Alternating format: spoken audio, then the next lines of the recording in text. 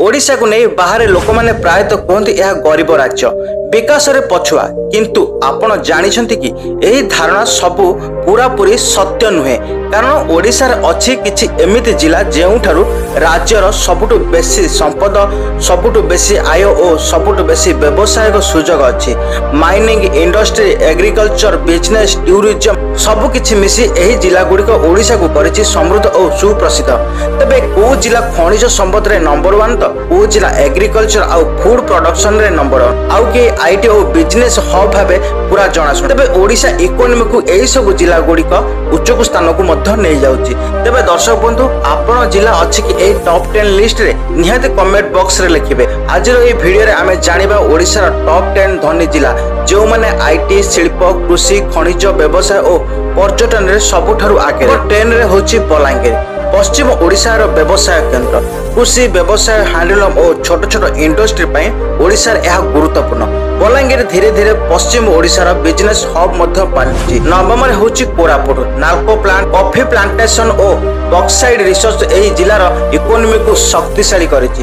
Koraput triple centre और industry development रे एहा विशेष बहुत रहिछि ओडिशा को समृद्ध करि पारे। अष्टम रे होछि पुरी श्री जगन्नाथ का मंदिर समुद्र तट कोणार्क पुरी मेराइन ड्राइव पे ओडिशा रो पर्यटन राजधानी पाल्टिछि पुरी।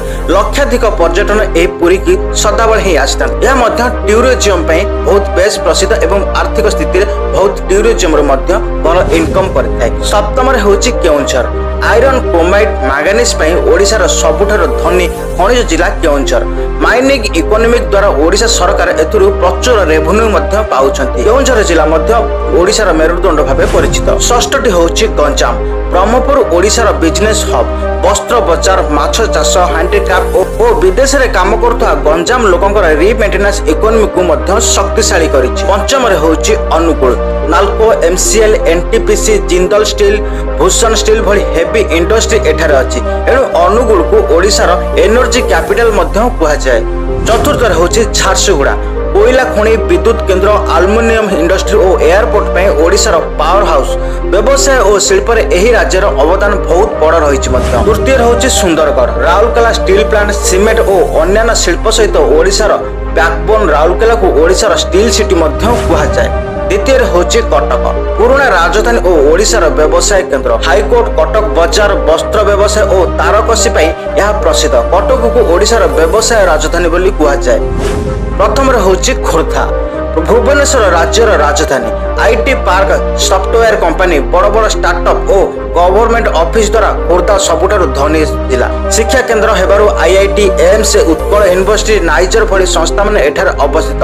भुवनेश्वर रे अनेक कंपनी एवं अनेक ऑफिस मध्य अछि जहा ओडिशा रो मेरुदंड बोली भरन जाय। यह मध्य राजधानी ओडिशा रो। ताहले दर्शक बंधु ये थला ओडिशा रो टॉप 10 धनी जिला। आपनको जिला एही तालिका रे रहिछि कि निहाती कमेंट बॉक्स रे लिखंतु।